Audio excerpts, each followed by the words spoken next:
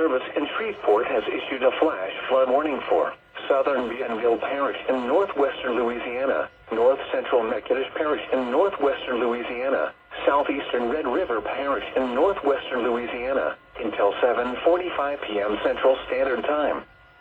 At 4:42 p.m. Central Standard Time, the public reported thunderstorms producing heavy rain in near Campty. Between 1 and 2 inches of rain have fallen. Flash flooding is already occurring.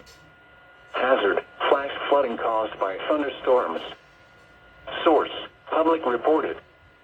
Impact: flash flooding of small creeks and streams, urban areas, highways, streets and underpasses, as well as other poor drainage and low-lying areas. Some locations that will experience flash flooding include Natchitoches, Campty, Ashland, Powhatan, Black Lake, Creston, Chestnut, and Grand Echoer. Turn around. Don't drown when encountering flooded roads. Most flood deaths occur in vehicles. Be aware of your surroundings and do not drive on flooded roads.